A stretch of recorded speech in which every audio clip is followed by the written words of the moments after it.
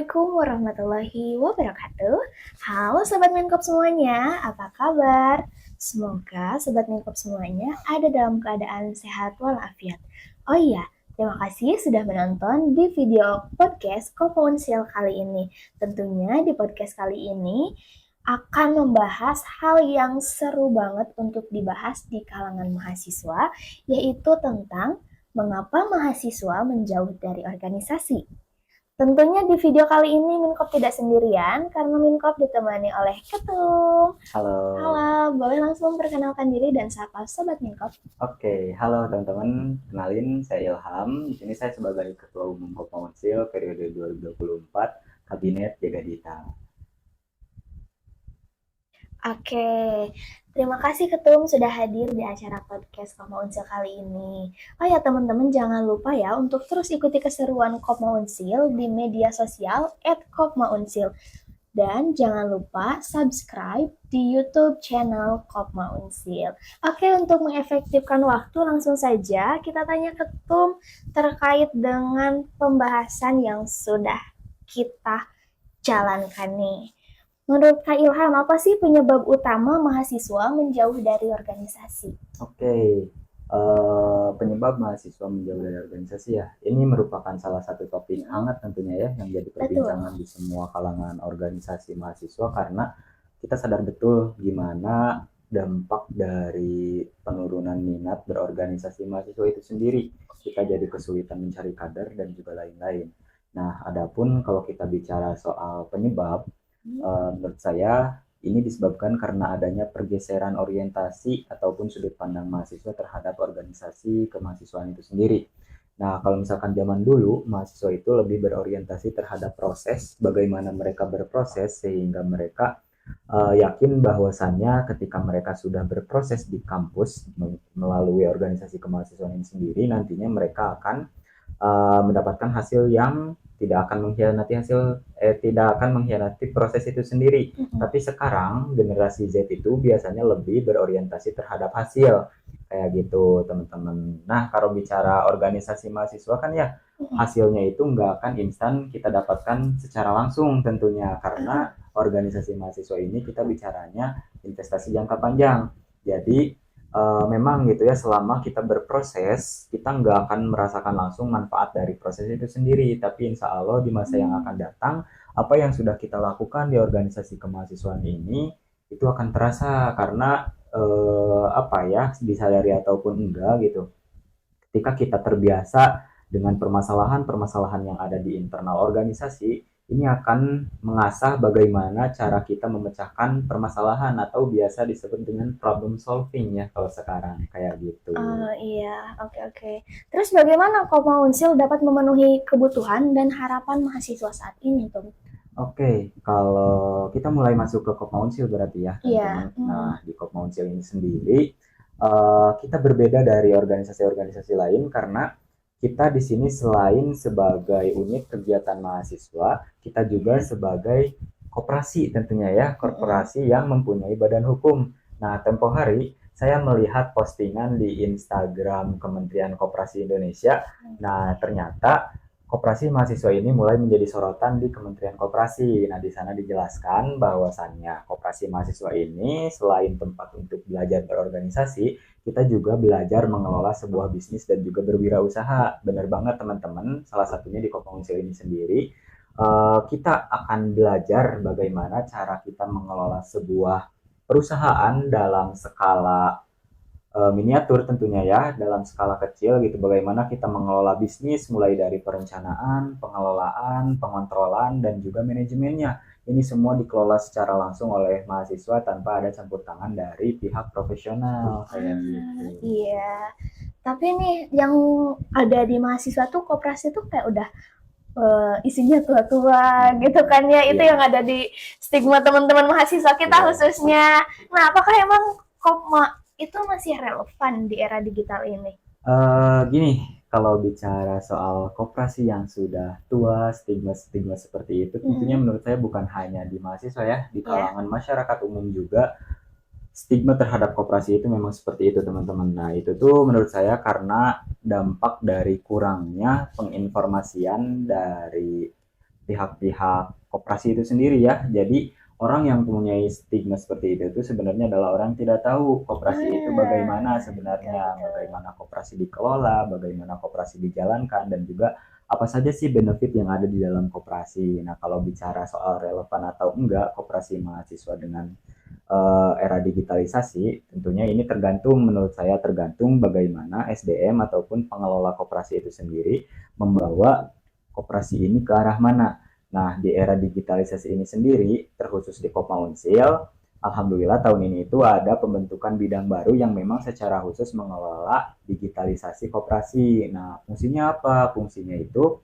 untuk mengoptimalkan penyebaran informasi mengenai apa itu koperasi, apa saja kegiatan yang ada di Kopma Unsil, seperti itu melalui media digital kayak gitu. Terus selain itu juga karena kita di sini berperan sebagai koperasi yang menjalankan bidang usaha, digitalisasi ini sangat berguna sekali untuk marketing, teman-teman, Iya, untuk betul promosi betul betul. produk kayak gitu. Kita mengoptimalkan digitalisasi selain untuk penyebaran informasi juga untuk media promosi kayak gitu. Oke, jadi itu biar salah satu wadah untuk membuka stigma masyarakat dan mahasiswa juga ya. Kalau misalkan Betul. koperasi itu tidak kolot, teman-teman, karena koperasi itu keren, apalagi Kopma Unsil. Betul. Tapi ya, berbicara tentang minat nih, apa tantangan utama yang dihadapi Kopma Unsil dalam menarik anggota baru tuh? Kalau kita bicara tantangan ya, tantangan dalam menarik anggota baru. Mm-mm. Ini salah satu penyebabnya itu karena tadi juga yang menjadi topik utama kita menurunnya minat berorganisasi kayak gitu. Nah, Iya, selain itu juga di luar sana kan sekarang banyak program-program dari kementerian dan juga salah satunya itu seperti program MSIB, pertukaran iya, pelajar, magang bersertifikat, dan lain-lain itu memang bersinggungan dengan kegiatan-kegiatan keorganisasian mahasiswa kayak iya di gitu. Jadi tidak kampusnya. jarang mahasiswa sekarang yang baru masuk kuliah aja tujuannya tuh untuk mengikuti program-program itu. Iya, Jadi sebelum mereka tahu organisasi mahasiswa itu seperti apa, mereka sudah tidak tertarik duluan kayak hmm, gitu. Jadi tantangannya tuh itu. Yang pertama menurunnya minat berorganisasi, yang kedua karena adanya program-program bersinggungan dengan di luar gitu ya, iya, program-program eksternal yang bersinggungan dengan kegiatan kemahasiswaan seperti ini.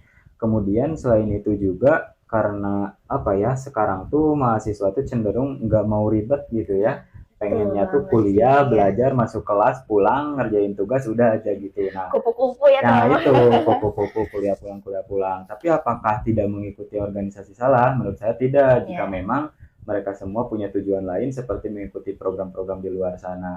Nah, itu tuh memang sebuah apa ya? Bisa dibilang privilege gitu ya yang bisa dirasakan oleh mahasiswa sekarang ketika ada program-program dari kementerian seperti itu. Memang tidak bisa dipungkiri bahwa program-program itu memang menggiurkan gitu ya. betul. Nah, memang tidak jarang gitu organisasi-organisasi yang bisa dibilang kaku ketika ada program-program seperti itu, justru mereka apa ya, membatasi anggota-anggota atau pengurus-pengurusnya itu supaya mending fokus ngurusin dulu organisasi deh, jangan dulu ikutan-ikutan kegiatan Iya, kayak gitu. Padahal teman-teman kayak gini, ketika kalian bisa mengikuti program itu, kenapa enggak gitu ya? betul. Organisasi Hmm. itu memang tujuannya sebagai apa ya, Perantara kegiatan juga.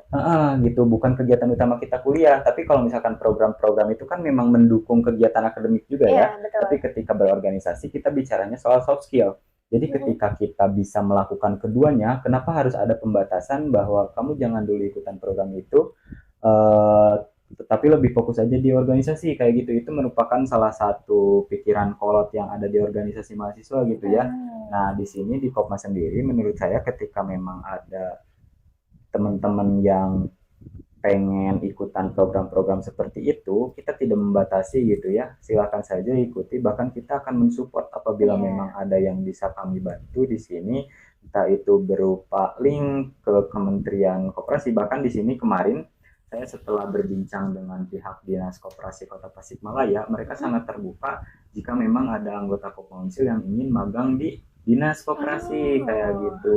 Kita oke. bisa jadi perantara gitu antara anggota yang ingin magang dan juga dinas koperasi Koperasi, kayak ya. gitu.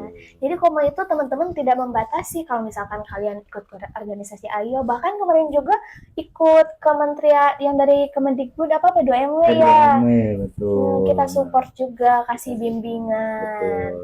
Oke, tapi bicara mengenai koperasi ya. Nah, itu bagaimana nih cara ketum agar Koma itu biar menarik terus buat Gen Z gitu, Tom? Oke, kalau di sini saya untuk meningkatkan apa ya, daya jual berarti ya, daya Iya, jual organisasi. branding Komaunsilnya gimana Branding gitu. Kopmaunsil ke mahasiswa tuh ya dengan cara terus mengupgrade program-program yang ada di Kopmaunsil sesuai dengan Ya, kebutuhan mahasiswa sekarang hmm, kayak gitu. Di sini kami menyediakan banyak sekali pelatihan-pelatihan untuk mahasiswa yang memang sesuai dengan kebutuhan. Salah satunya itu kayak kemarin. Nah, di Kopmaunsil ini sendiri kan ada yang namanya CSG ya, Cooperative Student Group. Nah, betul. CSG ini sendiri mewadahi anggota-anggota yang memiliki minat dan bakat di bidang-bidang berbeda. Kayak ada di bidang kewirausahaan itu ada CSG Yes, Young Betul. Entrepreneur Student. Terus di bidang sosial ada society, kemudian di bidang pendidikan dan perkoperasian secara khusus itu ada LP2K, Ya.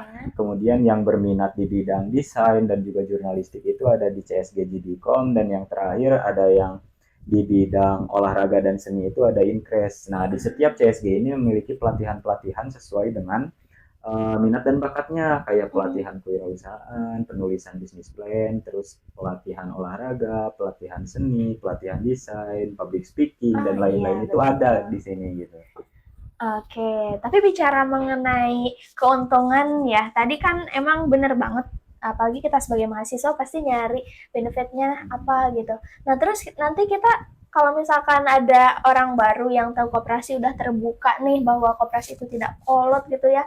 Nah apa sih emang benefit yang bakal ketum jelasin gitu ke mereka buat mereka bisa gabung di kita? Dan daya Hmm, jual juga nih.